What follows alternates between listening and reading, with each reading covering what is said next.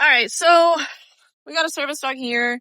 A question I think people may want to know are, what are the first steps to start training your own service dog at home? Because, service dogs, I mean, you're looking anywhere between upwards of $25,000 on average, $40,000 to $50,000 a dog. And to the average person, people can't afford that, which is also why there's a lot of nonprofits out there, right? That's true. So if there was a DIY, what are the steps to start training your own service dog at home? Well, the first step I would definitely say is, if you're getting a puppy, then you have to start with all the puppy things. You've got to start with potty training and manners and making sure that they are well socialized. Even if you start with an adult dog that's about 1 to 2 years old, you want to work on socialization.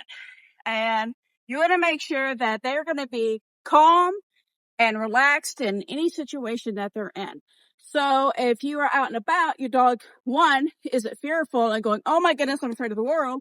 But you also don't want them so overexcited that they can't function or do what they're supposed to do, because they're like, look, there's people, or there's other dogs, or they're whatever. So they've got to be well balanced. So it's kind of like just raising an infant out of the cradle first. Pretty much. But raising them properly. Yes. So that they have a good spirit. Yes. You want them to be happy. You want them to want to work. Because if they don't want to work, that's not going to do you or them or any good. Yeah.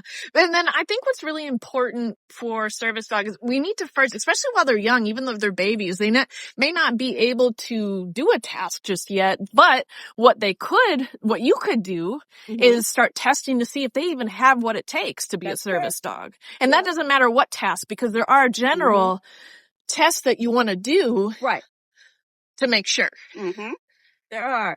And so, if you're looking at a dog, you want to make sure that whether it's a puppy or an adult, you want to make sure that they're going to be interested in you above everything else.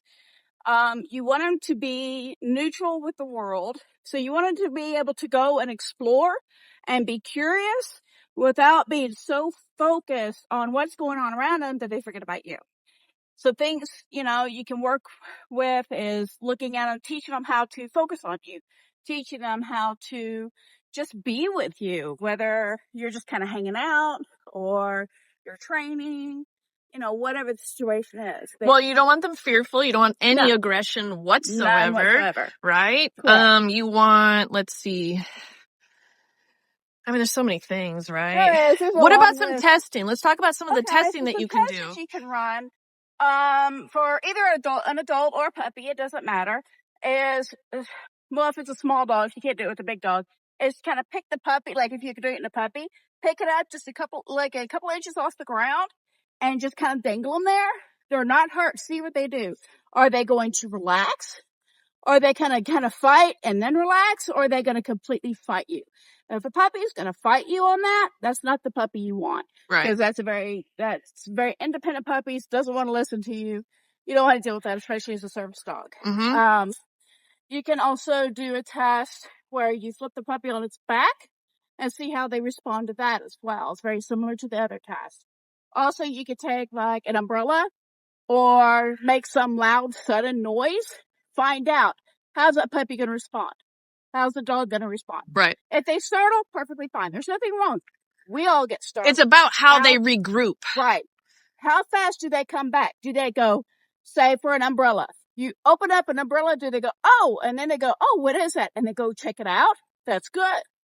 Do they look at it, kind of go, okay, whatever. That's also good. But if they sit there and that happens and they take off running and they're hiding under something or they're barking at it, you don't want that dog. Yeah.